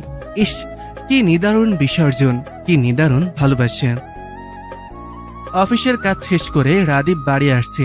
রাস্তার পাশে ফুলের দোকান দেখে হুট করে বাইক ব্রেক করে নামে। দাঁড়িয়ে ভাবতে থাকে, আচ্ছা, যদি ইরার জন্য ফুল নিয়ে যায়, মেয়েটাকে খুশি হবে? নিজের ভাবনায় রাদীপ এবার নিজেই অবাক। ইরা সবসময় নিজে থেকে তার কাছে ফুল চেয়ে নিত। আজ সে নিজেই ইরার জন্য ফুল কিনতে আগ্রহ প্রকাশ করছে। বিয়ের পর কিছু কি বদলায়নি তার মাঝে? এই তো, বদলেছে অনেক কিছু। রাদীপ তার অনুভূতি ঠাওর করতে পায় না মাঝে মাঝে। আবার সে এত ভাবতেও চায় না। জীবন তো তাকে ভালোই রেখেছে। বন্ধু হিসেবে ইরার জুড়ি মেলা ভার। রাদীপ জানে স্ত্রী হিসেবেও ইরা অপূর্ব। নির্দিষ্ট ফুল খুঁজতে একটু দেরি হলেও কয়েক দোকান ঘুরে ইরার সব থেকে পছন্দের ফুলটাই নিল রাদীপ। ইরা গুনগুন করে গান গাইছে আর বিছানা ঠিক করছে। একটু আগে তাদের বন্ধুদের গ্রুপে কথা হয়েছে। ইফতি নিজেকে সামলে নিয়েছে, আর আঁকি সে তো আগের মতোই। কখন কি করে সে নিজেই বুঝে না। আনমনেই হাসে ইরা। বন্ধুদের মধ্যে আঁখির বিষয়ে সকলেই জানে যে ইফতিকে এসে পছন্দ করে, শুধু মেয়েটা কখনো তা স্বীকার করে না। হাতের কাজ শেষ করে ড্রয়িং টেবিলের সামনে যেতেই তার নাকে এক সুন্দর সুবাস আসে। খুশি হয়ে যায় মেয়েটা। এটা তো দোলন চাপার ঘ্রাণ। পরক্ষণে মেয়েটা ভীত হয়। আশেপাশে তো দোলন চাপা ফুলের গাছ নেই, এত রাতে সে ফুলের ঘ্রাণ পাচ্ছে কেন? দরজা ভেতর থেকে লাগানো। রাদীপ দরজা নক করে, তবে কোনো সাড়া নেই। আবার দরজা নক করবে তার আগেই দরজার লক খুলে যায়। ইরা চোখ মুখ খিচে এক প্রকার চেঁচিয়ে ওঠে, ভূত ভূত। ইরা, ভূত কোথায় দেখলি? এটা তো আমি। রাদীপের কথা শুনে যেন প্রাণ ফিরে পায় মেয়েটা। তুই এসেছিস, এত দেরি করলি কেন? জানিস একটু আগে তেনারা দোলন চাপা ফুলের গ্রান নিয়ে এসেছিল। রাদীপের ভুরু কুচকে যায়। তার আনা দোলন চাপা ফুলের ঘ্রাণ পেয়েছে ইরা, সে সেটা নিশ্চিত। তবে তেনারা, এই মেয়ে আস্ত এক ভীতু। পেছনে রাখা হাতটা বাড়িয়ে দেয় ইরার সামনে। তুই এসেছিস দোলন চাপা? সত্যি তুই এনেছিস আমার জন্য? না, তোর জন্য আনিনি, পাশের শেওড়া গাছের পেতনির জন্য এনেছি। দিয়ে আসি। যত সব। ভাবলাম একটু প্রেমী পুরুষের মতো হাঁটু গেড়ে বসে ফুল দেব। ছ্যা ছ্যা ছ্যা, সেসব কি আর আমার কপালে আছে? সর সামনে থেকে। ইরা রাদীপের কোনো কথাই কানে নিল না। সে তার প্রিয় দোলন চাপা পেয়েছে প্রিয় মানুষের কাছ থেকে। এর থেকে কি আর চাওয়ার থাকতে পারে তার? রাদীপ তাকিয়ে আছে ইরার দিকে। মেয়েটা বাচ্চাদের মতন প্রাণোচ্ছল হয়ে গেছে ফুল পেয়ে। ইরা তাকাতেই নিজেকে স্বাভাবিক করে জিজ্ঞাসা করে, তুই না বলেছিলি নানুরা আসবে? কই দেখলাম না তো। কাল আসবে বললো মা। রাদীপ আর কথা বাড়ায় না, ফ্রেশ হতে চলেছে। ইরা তাকিয়ে থাকে রাদীপের দিকে। ছেলেটাকে স্বাভাবিক স্বামী হতে চাচ্ছে, হয়তো তাই। না হলে যে রাদীপকে বলে কয়ে ফুল নিতে হতো, সেই রাদীপ নিজ থেকে তাকে ফুল এনে দিল আজ। ইরার খুশি যেন আজ বাদ মানে না। ইরা ড্রেসিং টেবিলের সামনে রেখে দেয় ফুলগুলো। তার স্বামীর দেওয়া প্রথম উপহার বলে কথা। সূর্য যেন আজ নিজের পূর্ণ তেজ দিয়ে কিরণ ছড়াচ্ছে চারপাশে। ভ্যাপসা গরমে নাজেহাল অবস্থা পথচারীদের। তাদের মধ্যে ইলাও অন্যতম। কলেজের কিছু কাজে বের হয়েছিল বাড়ি থেকে, তা না হলে এই গরমে সে জীবনেও বের হতো না। মেয়েটা বিপাকে পড়ল রাস্তা পার হতে গিয়ে। শহরে বেড়ে ওঠার পরও রাস্তা পার হতে পারে না ইলা। রাস্তায় আর কেউই নেই যে অন্যজনের সাথে পার হয়ে যাবে। খানিক বাদে কানে আসে তাকে উদ্দেশ্য করে বলা গুটি কয়েক শব্দ। এখন রাস্তা পার হওয়া শিখলে না মেয়ে? শব্দের মালিকানা খুঁজতে পেছনে ফিরে দেখতে পায় সাদি দাঁড়িয়ে। ইলা লজ্জা পায় খানিকটা, মাথা নিচু করে নেয়। এর আগেও একদিন সাদি তাকে রাস্তা পার করে দিয়েছিল স্কুলে থাকতে। এবারও কেন এই লোকের সামনেই পড়তে হবে? হুট করে সাদি ইলার হাত ধরে রাস্তার ওপারে নিয়ে যেতে থাকে। ইলার কি হলো সে জানে না, সে তো তাকিয়ে আছে সাদির ধরা হাতের দিকে। এ কেমন অনুভূতি? সে তো পরিচিত নয় এসবের সাথে। মনে হচ্ছে পেটের তলদেশে রঙিন প্রজাপতিরা সুড়সুড়ি দিয়ে যাচ্ছে। তার অযাচিত ভাবনার মাঝে মানবটা হাত ছেড়ে দেয়, তার ভাবনা সুতাও ছেড়ে যায়। রাস্তা পার হতে শিখো মেয়ে, প্রতিবার কিন্তু আমি থাকবো না বাঁচানোর জন্য। থাকলে মন্দ হয় না। মুখ ফসকে বেরিয়ে গেল কথাটা কেমন। ইলা অপ্রস্তুত হয়ে পড়ে। ইলার কথাই হেসে ওঠে ছেলেটা। বেশ কথা শিখে গেছো দেখছি। ইলা কি শুনলো সাদির কথা? কি জানি, সে তো ওই মানবের হাসি মাখা মুখের দিকে তাকিয়ে। পুরুষ মানুষের হাসি এত সুন্দর হয়? মেয়েটা কি আগে কখনো এমন হাসতে দেখেনি তাকে? দেখেছে তো, তখন কেন এত মুগ্ধতা প্রকাশ পায়নি? নিজের ভাবনার কোনো উত্তর পায় না ইলা। ইলার এক ধ্যানে তাকিয়ে থাকায় খেয়াল করে কিছুটা শব্দ করলো সাদি। মেয়েটা ভাবনার জগৎ থেকে বাস্তব জীবনে টপকে পড়লো। কি এত ভাবো? প্রেম করছো নাকি আজকাল? আর কোথায় যাচ্ছিলে? এতগুলো প্রশ্ন অগ্রাহ্য করে উত্তর দেয়। কলেজে যাচ্ছিলাম ভাইয়া, আজ তাহলে আসি। কথা শেষ করতেই পা চলতে থাকে, যেন কত ব্যস্ত সে। সাদি তাকিয়ে থাকে মেয়েটার যাওয়ার পানে। মেয়েটাকে লজ্জা পেল। ইলা হুট করে পেছনে ফেরে। আপনার হাসি মারাত্মক সুন্দর। মেয়েটা আর দেরি করে না, হুট করে দৌড়ে চলে যেতে থাকে। কিছু কিছু সময় মনের অবদ্ধ ইচ্ছাগুলো পূরণ করতে হয়, যেমনটা ইলা করলো। এদিকে সাদি হতভম্ব, আনমনে বিড়বিড় করে বলে, মেয়ে মানুষ পিথাগোরাসের উপপাদ্যের চেয়েও জটিল। সকাল থেকে ইরা শাশুড়ির সাথে রান্নাঘরে। রাদীপ আজ ভার্সিটি গিয়েছে। রাদীপের নানু বাড়ির সবাই আসবে আজ নতুন বউ দেখতে। সেই সুবাদে ইরার বাড়ির সবাইকেও দাওয়াত করা হয়েছে আজ। রাদীপ আসার সময় ইফতি, সাদি আর আকিকে সাথে করে নিয়ে আসবে। সেসবের তোড়জোড় চলছে সকাল থেকে। সব রান্না রাদীপের মা একা হাতে করলো, ইরা হাত লাগিয়েছে তাতে। রান্নার কাজ প্রায় শেষের দিকে, তখন ডোরবেল বেজে ওঠে। লতিফা বেগম ব্যস্ত পায়ে ছুটে গেলেন। ইরাও বেরিয়ে এলো রান্নাঘর থেকে। হাঁটো ছুঁই ছুঁই ওয়েস্টার্ন ড্রেস পরা এক মেয়ে জড়িয়ে ধরে আছে লতিফা বেগমকে। ইরাকে দেখে লতিফা বেগম কাছে ডাকলেন, ইরা এদিকে আয়, পরিচয় করিয়ে দেই। ও হচ্ছে আমার ভাইয়ের মেয়ে লিজা। ইরা এগিয়ে গিয়ে কুশল বিনিময় করলো, তবে মেয়েটা বোধহয় খুব বেশি খুশি হলো না ইরার উপস্থিতিতে। রাদীপের নানি এগিয়ে যায় ইরার কাছে। এ মা, তুমি এখনো সকালের বাসি পোশাক পরোনি কেন মেয়ে? বাড়ি থেকে কিছু শিক্ষা পাওনি নাকি? স্বামীর সাথে এক বিছানায় ঘুমিয়ে সেই কাপড় না পাল্টে কেমনে ঘুরে বেড়াইতেছো? তিনি আগের যুগের মানুষ, তবে সব দিকেই তার চোখ থাকে সব সময়।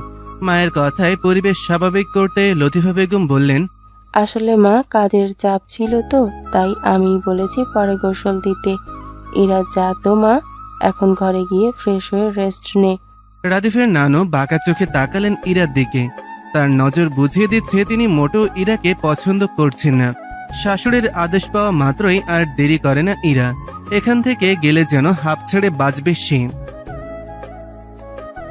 বাড়ি থেকে আমার বিয়ের কথা বলছে। কালে হাত দিয়ে মন মরা হয়ে কথাটা বলে আখি। আখির কথায় ছোটখাটো একটা বিস্ফোরণ ঘটে গেল ইফতির বুকে। বিয়ের কথা বলছে মানে? মামার বাড়ির আবদার নাকি? যে সে যাকে নিয়ে খুশি হতে চাইবে সেই চলে যাবে? এবার আর কিছুই যেতে দেবে না সে। আখিকে তার লাগবেই। ওই গাধিটার ভিত্তিহীন কথাবার্তা না শুনলেই তার জীবন তো অচল হয়ে পড়বে। তবুও ইফতি চুপ করে থাকে। ইফতিকে চুপ করে থাকতে দেখে সাদি মুখ খুলে, তা মন খারাপ কেন? তুই তো সেদিন বললি বিয়ে করতে চাস। ইফতি খুব করে চাচ্ছে এবার অন্তত মেয়েটা কিছু বলুক, তারপর সে সামলে নেবে। কিন্তু মেয়েটা তার আশায় এক বালতি জল ফেলে দেয়। বিয়ে হয়ে গেলে তো তোদের সাথে আড্ডা দেওয়া হবে না। আমি যে তোদের সাথে কথা না বলে থাকতে পারবো না। এবার মুখ খুলে রাদীপ, তো তুই এক কাজ কর, আমাদের গ্রুপের কাউকে বিয়ে করে ফেল, তাহলে ইরার মতো তুইও সব সময় আড্ডা দিতে পারবি। আঁকি এবার সরু চোখে ইফতির দিকে তাকায়। আবারও ছেলেটার দৃষ্টি শীতল। হতাশ মেয়েটা, হতাশ। প্ল্যান অনুযায়ী শেষ কথাটা বলেই ফেলে, আমাকে কি বিয়ে করবি? এই সাদি, বিয়ে করবি আমায়? মুখের কথা বলতে একটু দেরি হলো, আখের গালে কষিয়ে যাওয়ার মারতে একটুও সময় নেয় না ইফতি। আখির সাথে সাথে হতভম্ব সাদি আর রাদিফও। ইফতিকে হাইপার করে সত্যি বলাতে চেয়েছিল, কিন্তু এতে হিতে বিপরীত হয়ে গেল। এক প্রকার চেঁচিয়ে ওঠে ইফতি, ছেলে খেলা পেয়েছিস? যাকে পেতে চাইবো একবার, একজনের জীবন ছেড়ে চলে যাবে? আবার আরেকজন নিজ থেকে আমার সামনে অন্যের হতে চাইবে, তোকে আমি জ্যান্ত কবর দিব শালি। চোখ মুখ ঘিচে দাঁড়িয়ে আছে আখি, তবুও সে দমে যায় না। আজকে সে শুনবেই ইফতির মুখ থেকে। নিজেকে ধাতস্থ করে তুই তো তনয়কে ভালোবাসিস। হ্যাঁ হ্যাঁ বাসি, আমি তনয়াকে ভালোবাসি, কিন্তু তোকে আমার লাগবেই লাগবে, সেটা হোক তোর ইচ্ছায় কিংবা ইচ্ছার বিরুদ্ধে। কান্নার মাঝে হেসে দেয় মেয়েটা। স্থান কাল সময় না ভেবেই ঝাঁপিয়ে পড়ে ইফতির বুকে। ইফতিও টেনে নেয় বক্ষ গহব্বরে, এই গাধিকে তার লাগবেই। এদের কাণ্ড দেখে সাদি আর রাদীপ হেসে কুটি কুটি অবস্থা। দুপুরবেলা হয়, এদিকটায় শিক্ষার্থীর সংখ্যা একেবারেই নগণ্য, তাই এদের সুন্দর মুহূর্তটা নষ্ট করতে না দিয়ে অন্যদিকে এগিয়ে যায় দুই বন্ধু। তৃষ্ণার্ত দুই প্রেমিক প্রেমিকা একান্তই সময় কাটাক নিজেদের মতন করে। কাবাব মে হাড্ডি হবে কেন শুধু শুধু। লতিফা বেগমের কথা অনুযায়ী আজও শাড়ি পরেছে ইরা। রাদিফের নানি আগের দিনের মানুষ, কখন কোন ভুল ধরে ফেলেন বলা যায় না। নিজে পছন্দ করে ছেলের বউ এনেছে সে, অন্য কেউ তার খুদ ধরুক তা তিনি মোটেও চান না। শাওয়ার থেকে বেরিয়ে কানে এলো কলিং বেলের আওয়াজ, তার মানে বাড়ির সকলে চলে এসেছে। খুশিতে আত্মহারা হয়ে ছুটে যেতে চায় নিচে, কিন্তু হাই কপাল, এরার একটা বদ অভ্যাস, সে চুলের পানে ঝরায় না কখনো। চুল থেকে গড়িয়ে পানি পড়ছিল মেঝেতে, দেখতে না পেরে পিছলে পড়ে গেল মেয়েটা। ইরার ঘরের সকলেই উপস্থিত হয় মুহূর্তেই। নিজের কেমন লজ্জা লাগছে। এর মধ্যেই নানি শাশুড়ি বলে বসলো, কি মেয়ে বউ করে এনেছিস দেখ, বলেছিলাম শুনলি না আমার নাতনিটা। ভদ্রমহিলার কথা শেষ করতে দেয় না লতিফা বেগম। হয়েছে মা, নিচে যাও সবাই, আমি আসছি। একে একে সবাই নিচে চলে যায়। ইরার ভীষণ খারাপ লাগলো নানির কথাটা। মা বিশ্বাস করো, আমি বেলের আওয়াজ পেয়ে তাড়াহুড়ো করে যাচ্ছিলাম, খেয়াল করিনি এখানে পানি। শাসনের সুরে ধমকে ওঠে লতিফা বেগম। চুল দিয়ে টপ টপ করে পানি পড়ছে, মুছিসনি কেন? আজ তো অল্পতেই রক্ষা পেয়েছিস, বড় কিছু হলে তখন। ইরা চুপ থাকে, এটা তার অন্যতম একটা বদভ্যাস। ইরাকে চুপ থাকতে দেখে কাল থেকে আমি নিজে তো ট্রেনিং নেব, একদম স্ট্রিক্ট শাশুড়ি হয়ে যাব বলে দিলাম। লতিফা বেগমের কথা বলার ভঙ্গিমায় হেসে দেয় ইরার সাথে লতিফা বেগম নিজেও। রুমে প্রবেশ করে এই সুন্দর মুহূর্তের সাক্ষী হয় রাদীপ। অন্তর জুড়ে যায় কেমন শীতল স্রোত নেমে যায়। এই তো তার জীবনের দুই নারী, একজন তার মা, আরেকজন সে তো ভবিষ্যৎ বাচ্চার মা। নিজের অযাচিত ভাবনায় আনমনি হাসে ছেলেটা। আপাতত ইরা ঘরে একা। রাদীপ একটু আগে বাইরে গিয়েছে। ইরার পড়ে যাওয়ার ব্যাপারটা নিয়ে বাড়ি মাথায় তুলে নিয়েছিল ছেলেটা। তেমন চোট না পেলেও বাড়িতে ডক্টর এনেছিল রাদীপ। সেসব ভেবেই হাসছে ইরা। রাদীপ তার প্রতি আগে থেকে যত্নশীল। ভাবনার মাঝেই ইরার রুমে প্রবেশ করে লিজা, রাদীপের মামাতো বোন। ওয়েস্টার্ন ড্রেস পরা মেয়েটাকে দেখে জোরপূর্বক হাসে ইরা। মেয়েটা কেমন ক্ষিপ্ত হয়ে আছে। এই মেয়ে, এই কেন এলে আমার আর রাদিফের মাঝে? ইরা হতভম্ব। তারা রাদীপের মাঝে বলতে কি বোঝাতে চাইছে মেয়েটা, আবার বলে ওঠে, আজ শুধুমাত্র তোমার জন্য আমি আমার রাদিফকে পেলাম না, না হলে দাদু আমাকে কথা দিয়েছিল রাদিফের সাথে আমার বিয়ে দিবে। কথা বলতে বলতে ইরার ব্যথাযুক্ত পা চেপে ধরে। কি করছেন কি? লাগছে, ছাড়ুন ছাড়ুন বলছি। চেঁচিয়ে ওঠে ইরা। মেয়েটা আরো ক্ষিপ্ত হয়ে ইরার গলা চেপে ধরে। তোকে আমি আজ মেরেই ফেলবো, তোর জন্য আমি রাদিফকে পেলাম না। মুহূর্তে চোখ বড় বড় করে ফেলে ইরা। ঠিক সেই সময় রুমে উপস্থিত হয় রাদীপ। ঘটনা বুঝতে পেরেই দৌড়ে গিয়ে ইরাকে ছাড়িয়ে নেয়।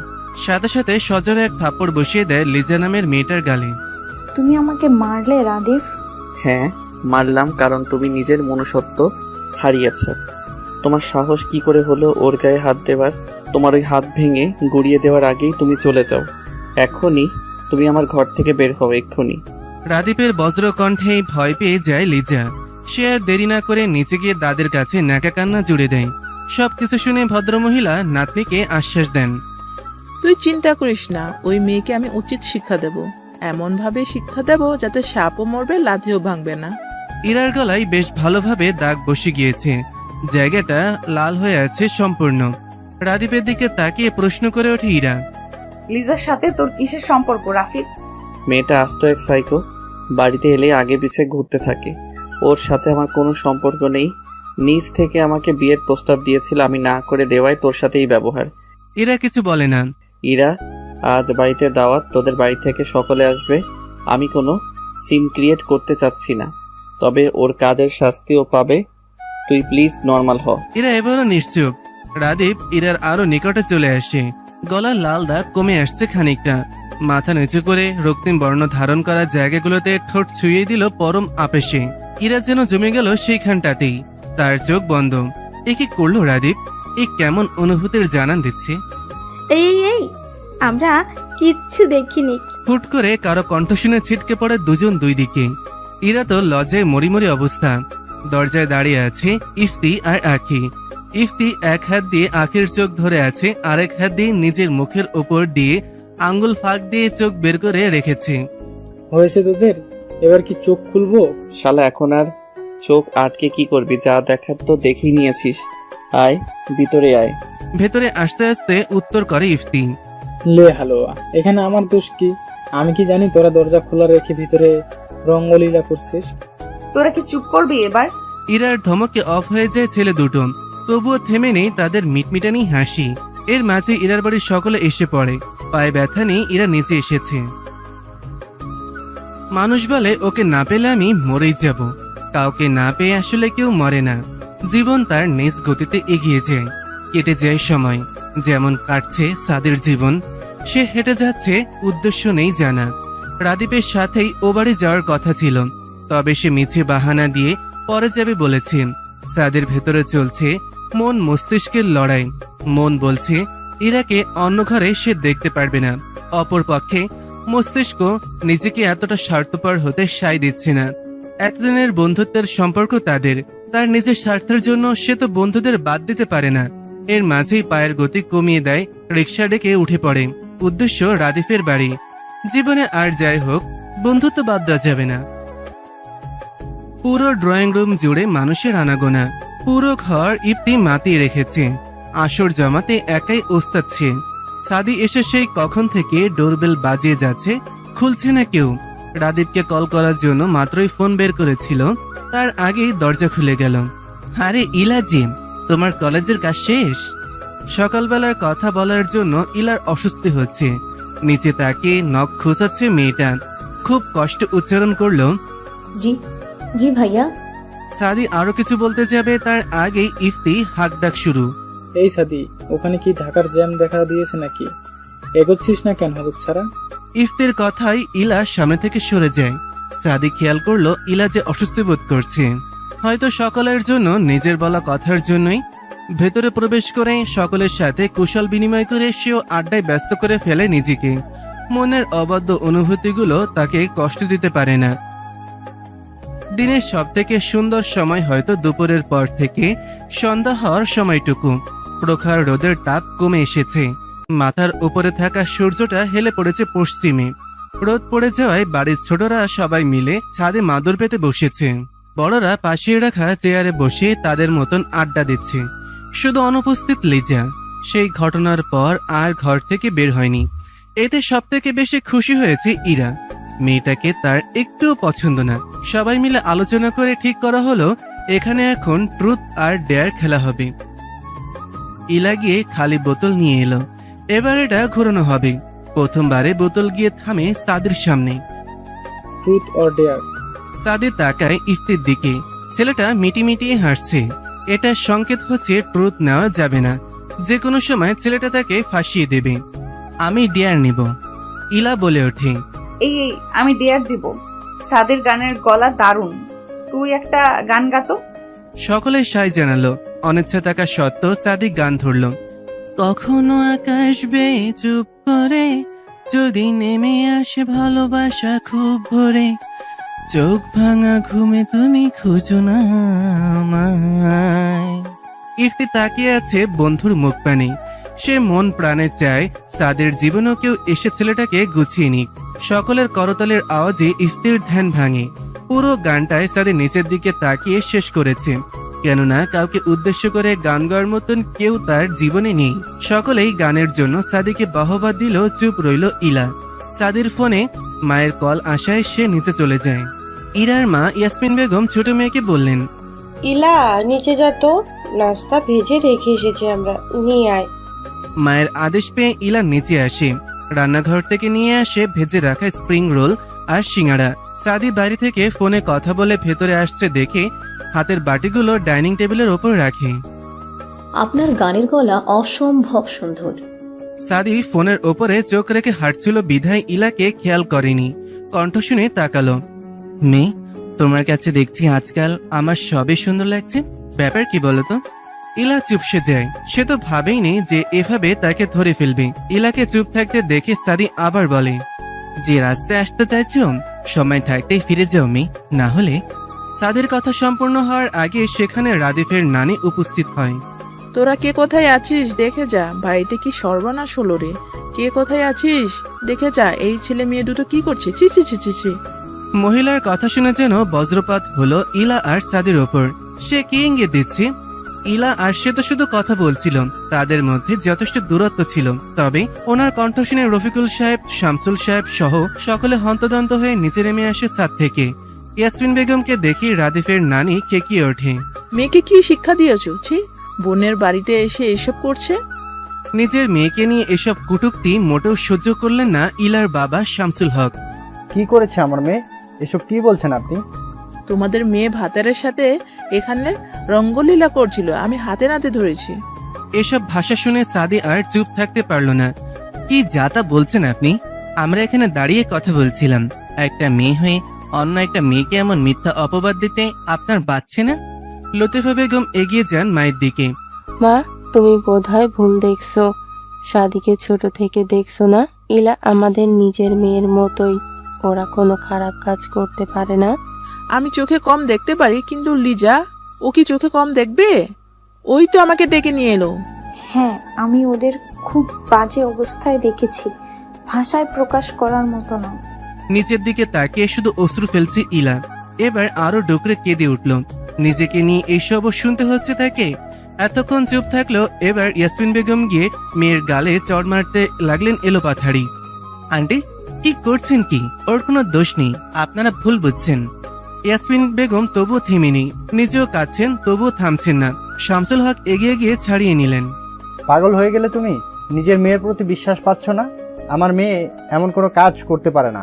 হ্যাঁ হ্যাঁ, আমি জানি আমার মেয়ে কেমন, কিন্তু আজ যে কালই ওর গায়ে লাগানো হলো, এর কি হবে? বুঝতে পারছো কিছু তুমি? এবার মৌন থাকে শামসুল হক। তার আদরের মেয়ে কখনো এসব কাজ করতে পারে না। সাদের মাথা কাজ করছে না। এসব কি হচ্ছে? মহিলা কেন মিথ্যা বলে মেয়েটার জীবন জটিল করে দিচ্ছেন? আমি এই বাড়িতে থাকতে এই অপকর্ম সহ্য করব না, কিছুতেই না। ইয়াসমিন বেগম এগিয়ে গেল সাদের কাছে। বাবা, আমার মেয়েটাকে বিয়ে করবে? ইরা বোনকে ধরে রেখেছে। মেয়েটার দু চোখ ফুলিয়ে ফেলেছে। আপু, এই আপু, বিশ্বাস কর, আমি কিছু করিনি।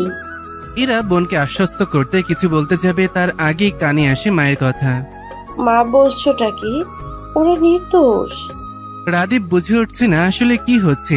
তার মধ্যেই ইরার মায়ের এ কথায়, মা, আমার বন্ধু এমন কিছু করতে পারে না, আপনি বিশ্বাস করুন। বিশ্বাস করি বাবা, আমি আমার মেয়েকেও বিশ্বাস করি। আমি জানি আমার মেয়ে কখনো খারাপ কিছু করবে না, কিন্তু আজ ঘর ভর্তি মানুষের সামনে আমার মেয়েকে মিথ্যে অপবাদ দেওয়া হয়েছে। এক কান দুই কান হতে হতে এক সময় সবাই জেনে যাবে। আমার মেয়ে ভেঙে পড়বে যদি উল্টাপাল্টা কিছু করে বসে। আমি সহ্য করতে পারবো না বাবা। ইয়াসমিন বেগমের কথায় ঘর জুড়ে নীরবতা ছেয়ে যায়। সাদি ভেবে পাচ্ছে না এই মুহূর্তে তার কি করা উচিত। শামসুল হক চুপ করে আছেন, তার মানে এতে ওনার সম্মতি রয়েছে।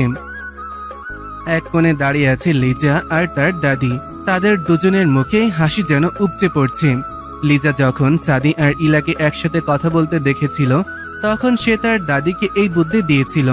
দাদিও রাজি হয়ে যায়, খুব অপদস্থ করতে পারবে ইরার পরিবারকে। তাদের এই জঘন্য ষড়যন্ত্রের শিকার সাদি আর ইলা। রাদীপ এগিয়ে যায় বন্ধুর দিকে। আমরা সবাই তোদের বিশ্বাস করি, এবার সিদ্ধান্ত তোর নিজের। সাদি তাকায় ইলার দিকে। মেয়েটা কেমন জড়সড় হয়ে দাঁড়িয়ে আছে। হেসকি দেওয়ার দরুন নাকের পাটা ফুলে উঠছে বরংবার। আজ তার জন্য এই মেয়েটাকে ভোগান্তিতে পড়তে হয়েছে। আমি ইলাকে বিয়ে করতে রাজি, আপনারা ব্যবস্থা করুন বলে আর দেরি না করে বেরিয়ে যায় ঘর থেকে। ইলা বোনকে ধরে ডুকরে ওঠে। তার জন্য এই মানুষটার জীবনে আজ এই দিন এলো। ইলাকে তৈরি করাতে ইরার ঘরে নিয়ে গিয়েছে। সেখানে উপস্থিত লতিফা বেগম আর ইয়াসমিন বেগমও। এখনো নীরবে অশ্রু ফেলছেন ইয়াসমিন বেগম। কি হয়ে গেল তার মেয়ের জীবনে? লতিফা বেগম এগিয়ে যায় ইলার দিকে। মেয়েটা কেমন বসে বসেই ঝিমুচ্ছে। ইলামা, আমাকে ক্ষমা করে দে। আমার বাড়িতে এসে তোকে অপদস্থ হতে হলো। আমি জানি তোরা নির্দোষ। লতিফা বেগমকে জড়িয়ে আরো কেঁদে দেয় মেয়েটা। ইরা সামলে নেয় বোনকে। সাদের মতো ছেলে হাজার খুঁজলেও দুটো পাবে না কেউ। তুমি সুখী হবে ইলা, চিন্তা করো না। পাশ থেকে কথাটা বলে আখি। আখির কথায় সায় জানায় ইরা নিজেও। আমার বোনের কপাল ভালো, তাই ওর ভাগ্যে সাদের মতো সুপুরুষ জুটেছে। এবার কান্না থামাতো, শাড়ি পরাবো তোকে। ইলা কান্না ভেজে চোখ নিয়ে তাকায় মায়ের দিকে। তার মা কিছু বলছে না কেন? মাও কি তাকে ভুল বুঝলো? সন্ধ্যার পর ড্রয়িং রুমে নিয়ে বসানো হয়েছে ইলাকে। তার ঠিক পাশেই সাদি। সাদি এখনো ট্রমা থেকে বের হতে পারেনি। কি হয়ে গেল তাদের সাথে? পর্যাপ্ত দূরত্ব বজায় রেখে কথা বলছিল তারা, তবুও এই হেনস্থার শিকার হতে হলো। বিয়েতে রাজি হয়েছে একমাত্র ইলার কথা ভেবেই। মেয়েটা তো এখনো ছোট। যদি এই মিথ্যা অপবাদের কারণে ইলার জীবনে কোনো বাজে প্রভাব ফেলতো, সাদি কি মেনে নিতে পারত? এসব ভেবেই বিয়েতে রাজি হওয়া। সাদির বাসায় তার মা ছাড়া আর কেউই নেই। সে তো তার মাকে জানিয়েছে যে বউ নিয়ে বাড়ি যাবে। ভদ্রমহিলা আর কোনো কথা জিজ্ঞাসা করেনি। ছেলের সুখেই তার সুখ। মুহূর্তেই কাজী সাহেবকে নিয়ে আসা হয়। কাবিন কত দিব? এ কথায় সবাই সাদির দিকে তাকায়। যেহেতু তার পরিবারের কেউই এখানে নেই, তাকেই জানাতে হবে। সাদির সরল সহজ উত্তর, দিয়ে দিন আপনাদের যেমনটা ইচ্ছেন।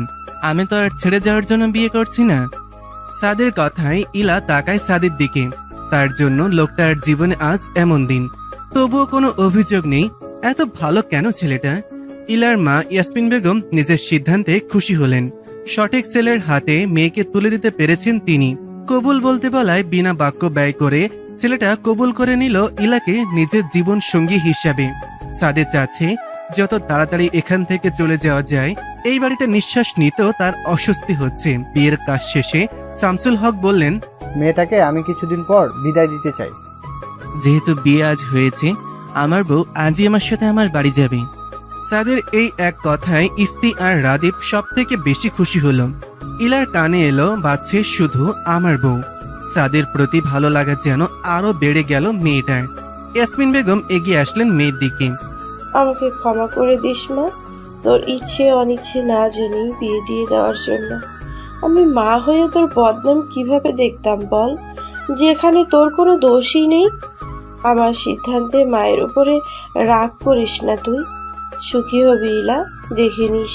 মায়ের আদর মাখা কথায় আরো ডুকরে কেঁদে ওঠে মেয়েটা। অবস্থা অন্যদিকে যাওয়ার আগেই সাদি এগিয়ে এসে ইলার হাত ধরে নেয়। এবার যেতে হবে, না হলে অনেক রাত হয়ে যাবে। সবার